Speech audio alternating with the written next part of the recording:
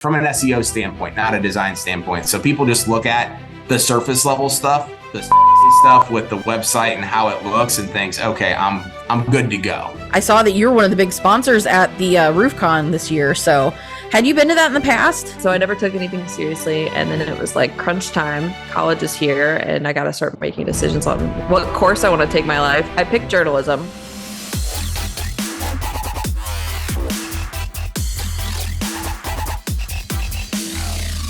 Hello, and welcome to another episode of Fuck Your Podcast. I'm Emma Pardo. And I'm Katie Martin. And today we have a special guest host, Mr. Adam McChesney, the owner, can we say owner of Hite Digital here in St. Louis. Nice. So excited to thank you so much for coming on the pod. Yeah, thanks for having me on. I've been following your guys' stuff and I'm a huge fan. I love the name of the podcast too. So when Emma reached out and asked me to come on, I was like, all game, ready to go. Yeah. So awesome. We've actually been planning this and meaning to send a link for the longest time since the day we were on the same plane. I'll never forget this. I was like texting Katie. I said, I think Adam McChesney's in front of me on this plane right now. And small world. She looked at your social media. You said you were on your way to wherever you were going. And yeah, we were on the same plane. That's funny. But I was going to say, we've been plotting this. We're like, oh, we need to get him on the podcast. And then life happened. And luckily, here we are. You're here. You made it. Happy to be here. Awesome. So, you got a lot of new things going on in life. So, but kind of give the listeners a little bit of your story, where you came from and how you got to where you're at now. Yeah. So we're expecting our first baby here in a couple of weeks. So getting ready to be a dad for the first time, which is exciting. But born and raised here in St. Louis, married my wife, Delaney. We've been married. It'll be 4 years in October. After college, I tried to start a couple businesses, didn't really work out. Then went and got a job in medical device sales. So I was with two different companies there for 5 years. Sold CPAP equipment, mostly for a company called ResMed, managed a $25 million a year territory here in St. Louis. Throughout that process, while I was there, I got promoted really early on. I ended up proposing to Delaney. And then in between proposing and getting married, I realized if I was going to make more money at that company, I was going to have to travel a lot more, manage more people, take on a lot more responsibility. And yeah, 26 years old, I was like, that doesn't sound super, super fun. So I started to try to find ways to make money online. I typed in literally how to make money online while I was in a hotel room in Kansas City. And I came across basically an ad that I had been retargeted on Facebook to learn how to build digital real estate in the form of websites. So got started in digital marketing in 2018, and from 2018 to 2020, I built up about 200 websites that I was just throwing crap against the wall, trying to see what SEO strategies would work better than others, what industries I liked more, and all those different things. And then the pandemic allowed me to go full time. And then when I went full time, I really needed to start making money because we just bought our house that we moved into, which was a much bigger mortgage payment than my tiny little apartment. And from there, people were like, hey, we love that you know SEO, website building, Google Ads, Facebook ads, but like we want you to do it for our company and brand. We don't just want to rent your stuff. So I followed the money, started to build the agency, then went into a couple different things like credit card processing. I started an auto glass company. Then I met you, Katie, through another partnership that I was doing, and just decided eventually to go double down on everything I was doing in the agency. I got introduced to Hite Digital a little over 2 years ago, and they were offering a lot of the stuff that I needed in my agency in terms of support. I'm not a organized person by any means. I'm a visionary through and through. And so I was selling, but I wasn't able to take on as many projects as I wanted to. And then over the last couple of years, scaled the agency to multi 7 figures, built out a team of 9 people here on our St. Louis team, and then just became a partner at All of Hite recently, and a lot of other cool stuff along the way. Oh, that's awesome. So I wanted to ask, because your degree, you know, in college, you had kind of a combination of a couple things, but marketing, business management was in there. Is the kind of where you're at now, is that what you sort of envisioned, or were you kind of envisioning going a different direction with your degree at the time? Yeah, so I did not envision being where I'm at today for sure. So my main degree in college was sports management, and I took some college credits in high school, and then I took some summer classes just to kind of stay around Columbia. And I was realizing I was going to graduate a year early. And I'm like, I absolutely don't want to do that. I was playing college soccer and I just didn't want to grow up. So I added marketing as a major, business management, and HR, with sports management being the primary focus. 2 years in, I had to do an internship. I worked for a minor league baseball team out in O'Fallon, Missouri, and I worked there all summer. And everybody's like, don't get into this industry. This internship will tell you why. Mm-hmm. And at that point, I was like, I'm not going to start over. I'll just go get a couple other degrees and figure out what I want to do. But sports management and working for a sports team is not it. Yeah. I know Emma and I have talked about it on other podcasts where I don't really think that I would say it's probably a pretty large percentage when we were in college that where we're at right now is not likely what we were thinking about at the time that we were in college. I was a music education major. So like, do I teach? Sure. But is it like to what I've remotely thought that I'm doing now? Then absolutely not. Emma, you're probably the closest, but did you think you'd be owning an agency like this soon after college? I had a lot of I don't want to say epiphanies, but during COVID is when I made a lot of my decisions to become an entrepreneur. But when I got into college, I was like, I have no idea really what I want to do, but I'll pick journalism, right? So I was like, we'll run with this for a little bit. I took marketing classes in high school, never paid attention. I've talked about this before. I think I graduated high school with a 2.2 GPA. I didn't care. It's not because I'm not smart, as I didn't care. And so I never took anything seriously. And then it was like crunch time. College is here and I got to start making decisions on what course I want to take my life. I picked journalism, was super into writing, had my own blog that had, 300 viewers and was sold on that idea. And then I transferred to UMSL and they were like, we don't have a journalism program here. I was like, well, I'm not really sold on journalism. So my counselor actually kind of guided me towards marketing. She's like, you probably fit in here. Why don't you give it a try? If not, we can switch it up later. And so I did. And I was like, the digital side of marketing is what really stuck, not traditional advertising. Yeah, traditional advertising. That is what I didn't pay attention to in high school. So I'm glad I did what I did. But then, I graduated April 2020. COVID was fresh. I think it was 2 weeks after everything shut down was when I finished my last class and played around with the idea of starting my own business. Took a lot of guidance from my parents who own a bowling alley in St. Louis about entrepreneurship, but then did my own thing. And believe it or not, when COVID happened and I had the time and resources to start it up, a lot of people were coming to me needing these services. And I didn't think that they would, given that everything was shut down. So it really just made me more excited to be in control of what I was doing. Anyway, I could rant for days about it, but that's more of I didn't really plan on marketing when I first got into college. So here's a good question actually for the both of you, being that you were both collegiate athletes. And the difference is, I wasn't a college athlete. I was a musician, but my intention was never to perform. So my degree kind of aligned more with what my goals were. But being that you guys were both college athletes, you're really passionate about the sports that you played. Do you feel like you went into college because you wanted to keep playing sports and then kind of figure out the education? Or how did that kind of balance out at such a young age? Would you like to go first? Go ahead, Adam.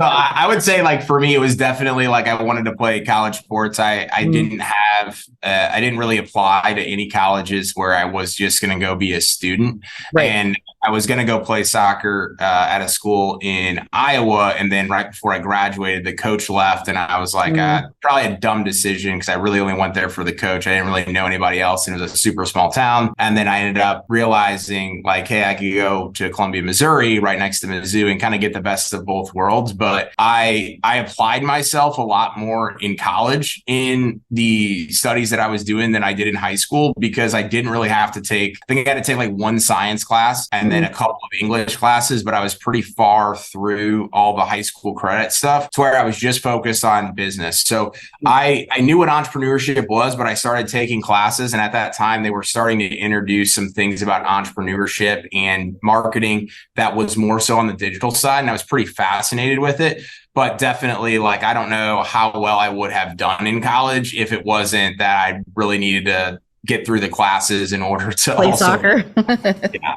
Emma, how about? So when I didn't necessarily have the plan to play in college, but I was offered to be paid to go to school. So it was like, we'll deal with it. I only did 1 year of college sports. I played softball, and the coach actually ruined it for me. Like, I was excited for college sports, but then I was just like, what am I doing here? I could be working and making money while going to school and not worrying about 5 a.m. workouts, you know? Mm-hmm. So I don't know, that didn't really like affect much, given that I wasn't really focused on softball by the time I got there. I mean, in the beginning, maybe because I was like excited, but then like once games started rolling out, we were gone every day and having to do homework on a bus. I was like, it's not for me. I'm asking for selfish reasons because Miles is now applying to colleges to play soccer. So I'm like, and I didn't like, my path didn't go that way. And Justin played like intramural. He played club soccer. He didn't play on the actual, D1 team. So it's not the same process. So just like trying to gain perspective from other people. If he doesn't want to work while he's in college, sports all the way. Yeah.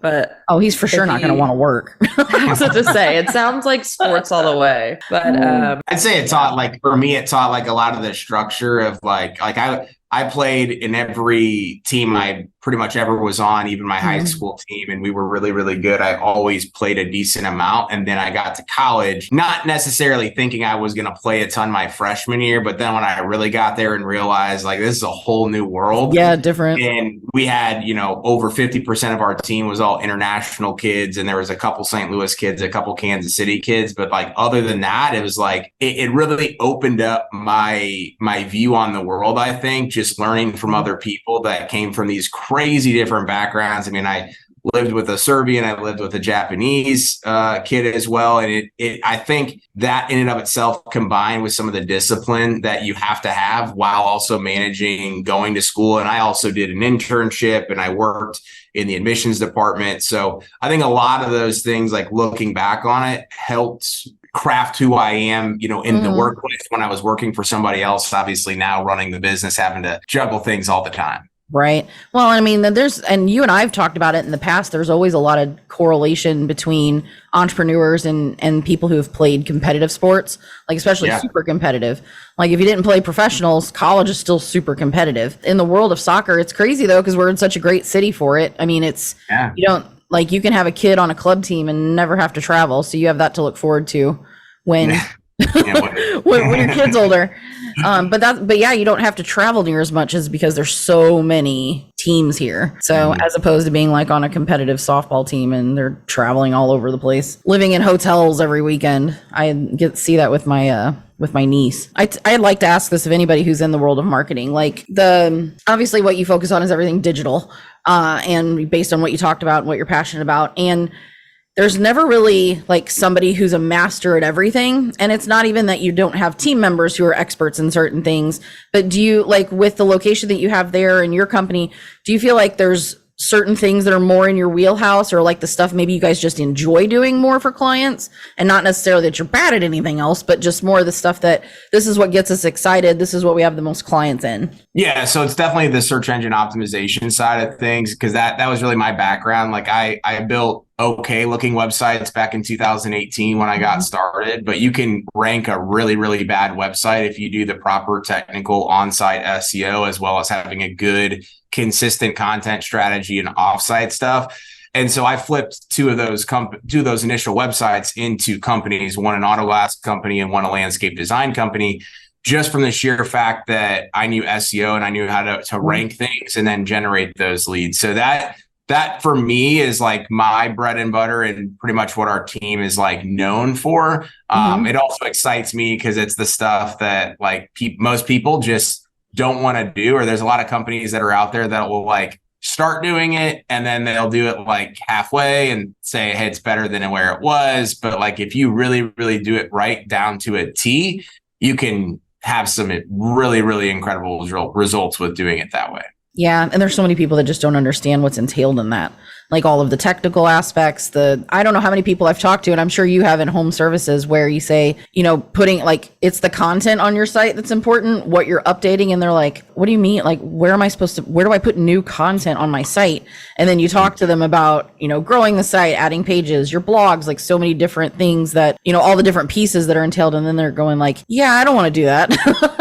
Yeah, it's way too, like, it's a lot. It's over a lot of people's heads. Like I'm working with a company here locally, more of as like a consultant to basically help them revamp their SEO strategy. So they had somebody internally doing it. They hired a large marketing company to rebuild the website, and it didn't go very well. But I put together a 400-page blueprint on what they need to do for the next 6 months, and basically go from adding 4 pages to their website a month to adding close to 50 or 60. And what I did is basically took all their locations and all of their competitors and did a gap analysis, and then said, hey, here's the URL structure you have. Here's the title. Here's the meta description. Here's all the headers H1 to H6 that you need to have. Now you just got to go do it yourself, because they obviously have somebody internally. But until you understand the payoff of that and see and understand the difference, most people are just going to be like, that sounds complicated. I'm not interested. Yeah. A lot of people don't think that like SEO is, do I even need to worry about that? I feel like we get that question a lot, is do we even need to worry about SEO? And it's like, could do some. Yeah. I mean, it really depends serious benefit. I think it's funny because I was pretty much the opposite. When I started, I was really good at making a website look really pretty.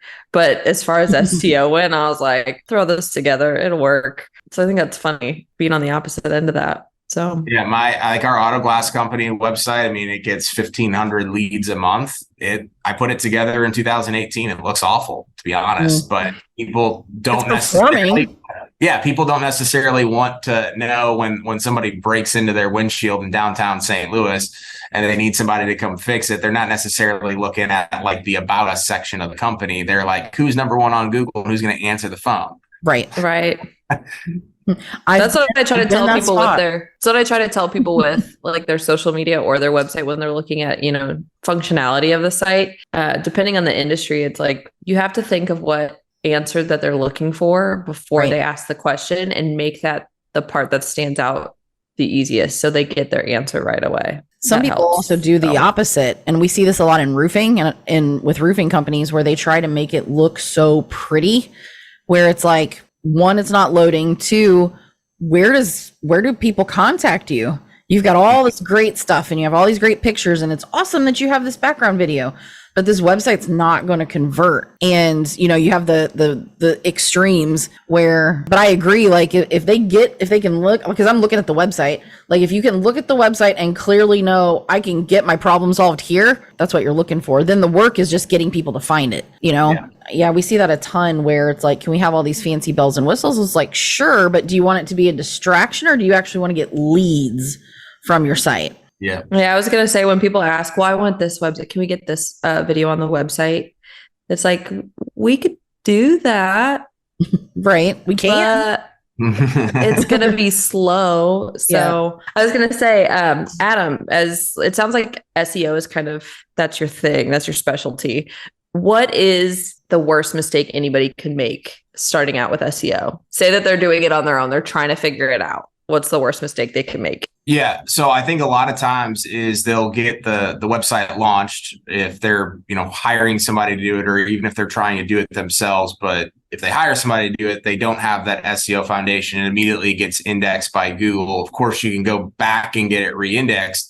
But I was talking with a company today that literally all of their stuff is highlighted all over High Ridge, Missouri. And they service they're like, we don't want to rank in High Ridge. I'm like, okay, well, Google already understands your website as that's where you're trying to rank for. And that's the only place that any of your stuff has been. And not to mention, it's been out there for 3 years now. So it's no different than like going to the gym. If you go to the gym and sign up for your gym membership and then don't show up and don't actually have a plan when you go in, it's just going to be harder to eventually reset the foundation on all of that stuff. So I'd say people just like launch sites, or they'll relaunch a site, which is even worse. They'll have a 100-page website, and then some marketing company is like, oh yeah, you just need a landing page, or you just need a website with 8 pages.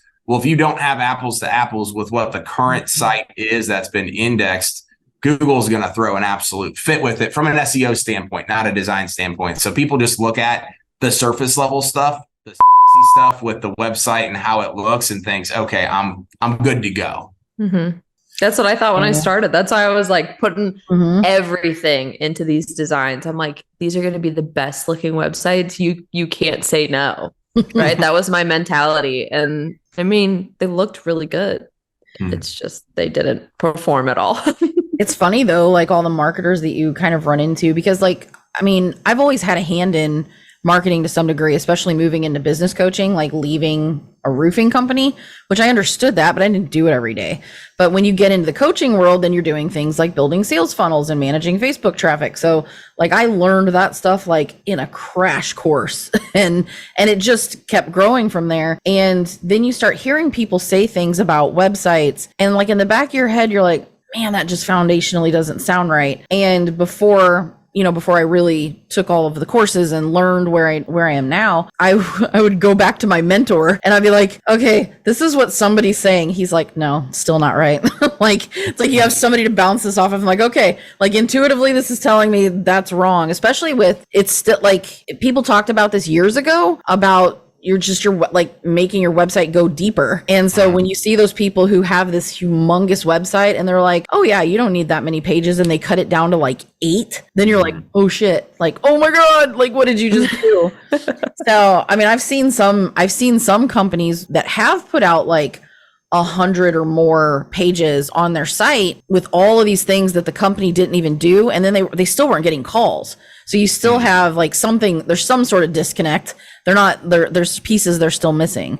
It's the balance of the right amount of content, but like there's fundamentally though, like having a page specifically for where you want to work and what you want to do, like keep adding the pages. Yeah, no, I mean, it's really important to have like the long-term strategy with it, right? Because I used to build nothing less than 25-page websites because I'm like, hey, we're just going to start you out and do it better. Well, then of course, 25-page websites take longer to build than an 8 or 15-page website. So we would loop it in now to doing SEO, and then we'll put together a 6-month content strategy for the client. So that way they know, all right, here's what is to come. And then you hold us accountable to that. But a lot of companies out there, every roofer or every home service business you talk to is like, oh, I've been screwed over by everybody. It's like, okay, awesome. I've been screwed over by contractors too.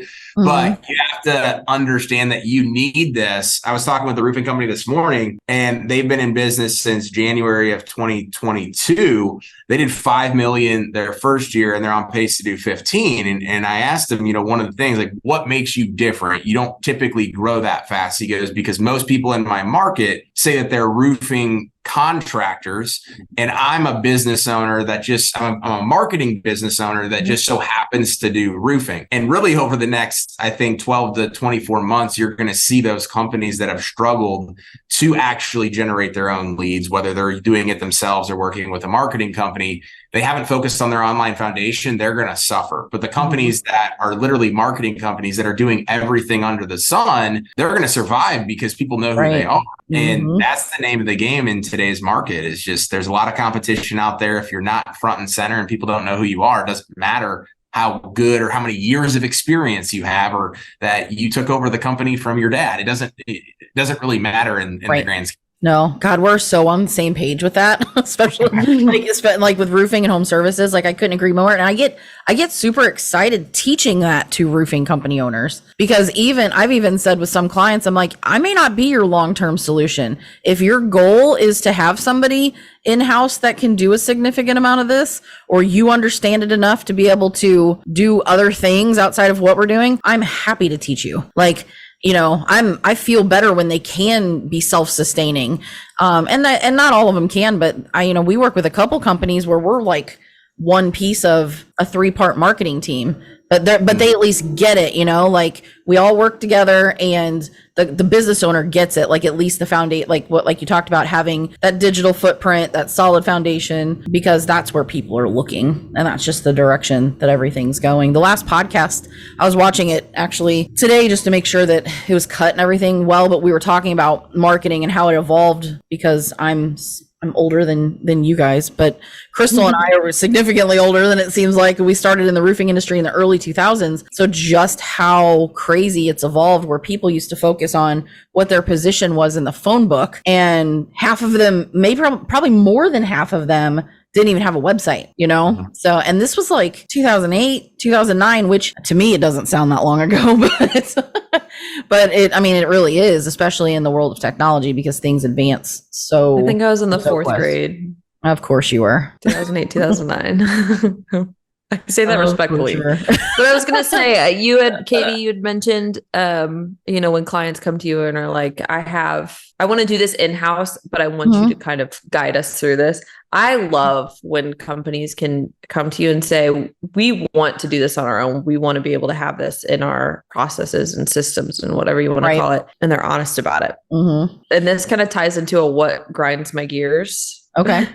But I have had, when I was early on my own doing marketing for people, I would have these meetings and they'd be one-on-one, and I would not give them every piece of the solution, but I would offer the solution and what I would do for them. And what would suck is that you have this meeting, you go through this whole spiel, you're transparent with them, you're like showing them their true potential, and then they ghost you and try and recreate it, but they don't fully understand. Yeah. I don't know. I just respect the companies that are like, we actually want to do this in-house and we're not doing this to cheap out. We're doing this because this is how we want to build, you know? Yeah. And having this full hour-long meeting with somebody just for you to see them try and recreate it, but fail miserably. And then you wasted an hour and you wasted breath and you wasted all these things just for them to flop. Drives me nuts. Anyway, sorry, side rant. But we're a little over halfway through, but to kind of lean into the more personal side of things, what do you do when you're not working? As an entrepreneur, it seems like we're always working all the time, right? There comes a time when you're not working. But I saw you took a vacation not that long ago. Yeah, looked great. A while. Yeah, I went to St. Pete Beach. It was a lot of fun. I mean, I love, I think a lot of times people are like, well, how do you separate personal from business? And I tried to do that really early on. And the more and more I try to fight, okay, I'm going to separate these things. I've realized that if you can have a better harmony and kind of making them work together, and some seasons you're going to have more on the personal side than the business side.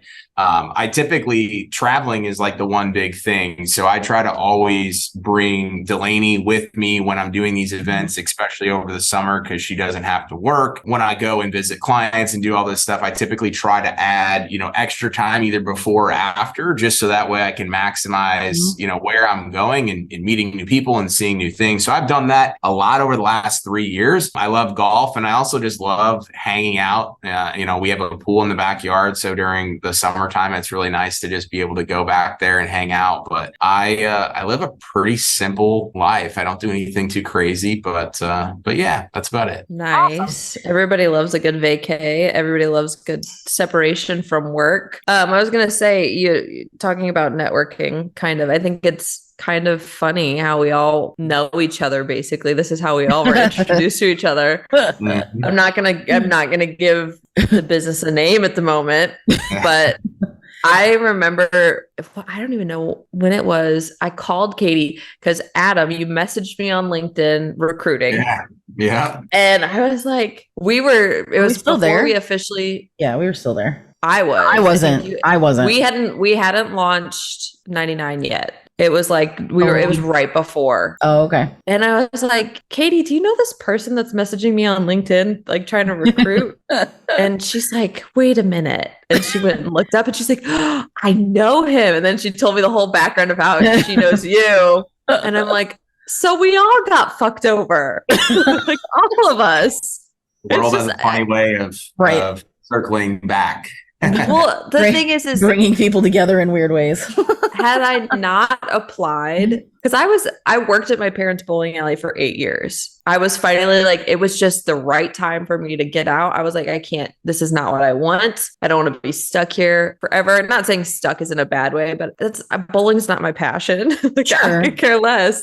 But I just think a lot of my present day would not be possible without having applied to that place and having interviewed with Katy and being hired by Katy, none of this would be happening if that never happened. And I think things happen for a reason. It's, I mean, not to sound completely generic, but like there's certain things that happen, you know, in your life that don't go the way that you thought or ended badly or, you know, left a bad taste in your mouth, but you get something from it, right? Like you learn something, you move past it. And the lucky thing is we had a lot of really great people that we connected with and like have more things in common with, and, you know, and every single person that's moved past that stage, we'll just call it that, have been really successful, like have been really successful. And like some of those people, it's like, I feel like are some of my kids. So like when I see what they're doing, I'm just like, oh my God, I'm so proud. So, and just, but I think what's great is that those people that went through that are also like everybody that was affiliated with that experience of life turns out to be like I feel like our biggest supporters today. You know, it's like, we've all gone through it. We all know what happened. Yeah, I'm just going to leave it at that. Just is what it is. Well, well, I know this is kind of like business and personal, but the thing that you talked about traveling, like I have a site visit that I'm going to meet a client next week. So like I booked an extra day, like on the front side and on the back side, because he's like, do you want to go to Cape Cod? I'm like, sure, let's go to Cape Cod. Like just, you know, just to see, like, again, seeing places you've never been. I've never been to that part of New England, and, you know, just experiencing things like that is really great. And then some of the events, like now doing what we do, getting more involved in conferences and things like that. So I saw that you're one of the big sponsors at the RoofCon this year. So had you been to that in the past? I have not, no. So I've done events through my franchise and done stuff on like a very, very small scale. But as I merged everything over, we're building out this growth department, which is very heavy on partnerships and events and technology and all this stuff. So that's the first big one that we're doing. I haven't been to it yet, but yeah, it should be really good. That's awesome. We're doing that too. It's like not RoofCon. I was thinking about doing RoofCon, but we're doing the roofing process conference. So It's like rip the Band-Aid off, like, you know, here we go. Do the grown-up stuff now. So that's what we're doing that in December. But yeah, I saw that when I saw that you were the lunch sponsor, I was so excited. I'm like, that's so great. That's awesome. Yeah, no, it'll be good. So we'll see how it goes. Yeah, it looks like it has a great turnout. I know Mike's speaking there. He's one of the keynote speakers. So yeah, I mean, and it seems like I'm not heard anything bad about either conference. All of them seem really positive. Like people tend to get a lot of really great stuff out of it. So they're good. It's a good network to be a part of. And I think that's the toughest thing is when your business is growing, like who to align yourself with, and, you know, who to really, some of the networking groups that I'm in, even just on the local level, have been amazing. But, you know, when you're trying to position yourself with like larger events and organizations and networks, it can be challenging to navigate that and kind of align yourself with the right people. Yeah, I mean, that's like one of the biggest things that's been a catalyst in what I've done is like I started joining those groups right away, trying to figure out not only to get more business, obviously, right, but to find people that were doing things that I wanted to do. I think that's what opened up my outlook on business and life is like, man, I've been thinking about the smallest things where these people are having way different conversations, and just to be a fly on the wall in the rooms, it's like, all right.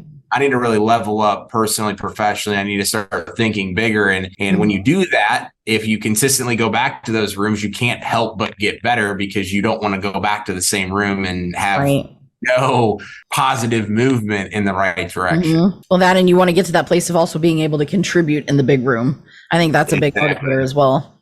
Yeah. Yep. That's exciting. Well, I was going to say, to keep it light, so you're going to be a dad soon. Like, how are you feeling? What's going through your head? Like, what, are you ready? Are you scared? Are you like, what's going on? What's the deal? Yeah, I've been getting asked that question a lot. I think I'm as ready as I'll ever be. And I feel like that's a pretty generic answer, but I would be lying if I wasn't nervous, stressed, anxious, all of those things. But I think it's a really, really good time. You know, I got into digital marketing. I never thought that it would actually create an opportunity where I can make more money than I was in medical device sales. But I made that leap in 2020 with kind of my back against the wall because I wanted the freedom of what I eventually have built out today. So it's kind of all coming full circle, is the freedom to work when I want to, where I want want to, how I want to, and with who I want to. And we're lucky that my wife's going to be able to stay home with our boy. And it's like this manifestation on a very bizarre level on how I got to this point, that I think it all happened for a reason. Everything, even the stuff that we were kind of like talking about, not talking about early, like it happened for a reason to get me to this position. And that's the coolest part about it. So I don't know, like looking back on it, if I was still working for somebody else, how I would be feeling. I don't know, even as a franchisee, how I would be feeling, because we were doing we were hiring a new person almost every other month over the last 6 to 8 months before I merged in. So this opportunity to come on as a partner of all of Hite and build this new department kind of on my own terms, while not wearing all the hats that I was as the CEO, I think it happened all for a reason. And I was able to kind of get to this point so that way I could be a dad, be a supportive husband, and go from there. Yeah. That's awesome. I love how each guest that we've had on, I feel like, has ties to what we wanted to discuss in this podcast overall. You know, we had all these topics picked out, and it was just Katy and I doing episodes for the longest time before we started bringing on guests. And that's what we've talked about, is like how we wanted to create an environment for ourselves and for our employees to where they can get more out of life while making money, because it is possible. And kind of straying from that old school mentality of you have to be here 9 to 5 at this desk working the whole time, or else you will not be successful. Anyway, I think that's awesome. It's done nothing but change my life. I believe change Katy's life, change the lives of our employees, is being able to create that environment to where you can do more with your time. I know for a fact that this is the happiest that I've been working in a really long time. Just enjoying what I do professionally. And I don't care if it's, all right, 3 hours, I'm going to be working on a website. Like Emma and I still wear a few hats, but like we can juggle a little of that along with what do we need to accomplish this month that's pushing the company forward. But it's just the fact that you can, do something that you actually enjoy, you have that ability to take control of it. So that's, I think that's great. As far as being a parent goes, you're never ready. You're never really ready. So if you ever feel that, it's okay. There's aspects of it. Every day is going to be a little bit of an adventure. There's going to be surprises, and you're having a boy. So as a mother of a boy who is almost to adulthood, we have a few more months and he's technically going to be an adult. You're just trying to keep him alive until they're 18. You're just trying to, sometimes you feel like it. It's like bubble wrap, I know you don't need a helmet, but I'm probably just going to put one on you because, and you were a boy once. So like I'm sure you get that. Sometimes you have that little bit different dynamic when it's the firstborn versus the secondborn. Because if you have a secondborn that's a boy, like you may as well just expect things to be broken all the time. That's just the way it is. So my husband and I have talked about that too, because it's like, you're never really ready, but when when the baby gets here, like it all just kind of falls into place. Like you still have the nerves. My God, the first time you hold that baby, you're just going to be a ball of nerves. And then when you go to take him home, you're going to be a ball of nerves, and then it's going to be okay. So you're going to be great. I think it's funny how Cole and Emily both said it. Cole's my boyfriend. He has a 5-year-old. So I kind of get parenting, kind of not from a baby stage, not from the super fragile stage, but he was so shocked because he felt like when they send you home, you're just like walking out with this baby and they're like, okay, do your thing. Right. And you have no training whatsoever. They just let you walk out. Like he felt insecure. Like, you guys are just going to let us walk out of here with this kid? Like, is this supposed to happen? And what happens? Yeah. What do we do now? Like Ricky Bobby, what do I do with my hands? So it'll be good. That's exciting. Super exciting. You'll be good. You'll be great. I'm sure you have a lot of family support. So, and ignore the unsolicited. I'm giving you unsolicited advice. Listen to me. And then I'm telling you, probably ignore unsolicited advice because you'll figure it out. You'll get in your groove. And honestly, the best advice I ever got was from my grandma. Like, just because she raised kids at a lot harder time. She raised 4 kids in a 2-bedroom house. So talk about, really being able to make things work and raising kids and getting in a routine and stuff like that. That was the older the person is who I took the most advice from. So, and it ended up working out. But yeah, that's funny. I'm giving you unsolicited advice and then telling you should probably just ignore, because you're going to get a lot of unsolicited advice is ignore the unsolicited advice. Yeah. There you go.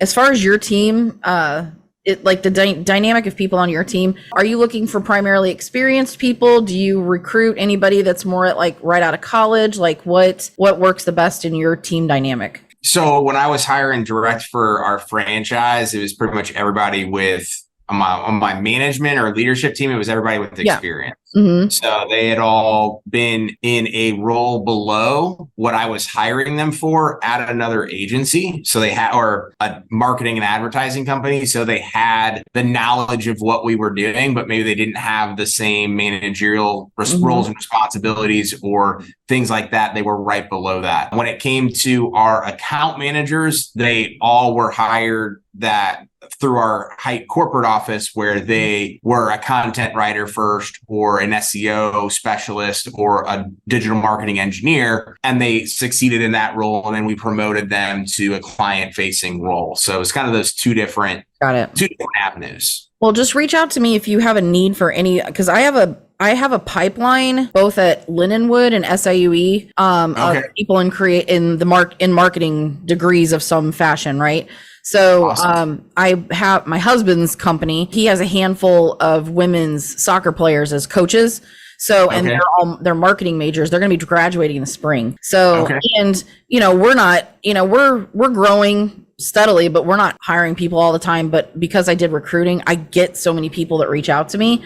So I'm just like, hey, if you're a friend of mine and you're a business owner, can I refer someone to you? Just tell me what you're looking for. And if it's the right kind of person, I could just say, hey, you might want to talk, you might want to look into this company. So, and I do get a lot of creatives because we're in the process of hiring more of a sales support person, but the last creative position, I was just like, holy geez, that's way too many people.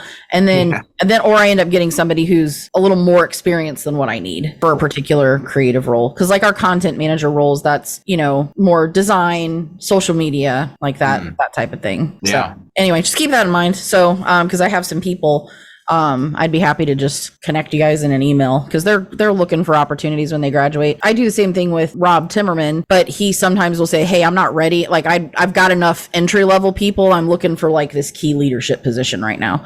So, but yeah, it just doesn't help to network. It doesn't hurt to network. Of course. Yeah, no, I appreciate that. Thank you. Thank you so much, Adam, for coming on this episode of Fuck Your Podcast. We hope you had fun. We try to keep it pretty laid back. So it was good. Great comment. If any listeners want to hear a topic, want to hear some advice, want to chat, you can reach out to us on Instagram at F__K your pod. Or you can email me at Emma@99creatives or Katy at 99 Creatives. And then Adam, this is where you get to do your plug. Adam also has a podcast, which I think is so clever. Entrepreneur. Entrepreneur. It's okay. pretty cool. I say that wrong every time. If you're into happy hour and talking some business, you want to listen to that podcast for sure. But yeah, where can they find you? Where can they find the podcast? Yeah, you can go to entrepreneur.com. So I just invite entrepreneurs on the podcast, talk about their entrepreneurial story, and we compare it to that of the beer brewing process. So that's the easiest place to find out more about it. You can also go to McChesney.com and see a link to all the different channels that we have the podcast on. And yeah, I appreciate you guys having me on. It was fun. Well, yeah, thank you. Thank you again, Adam, for listening being on the podcast. And for those listening, don't forget to do the damn thing. Okay, bye. Adios.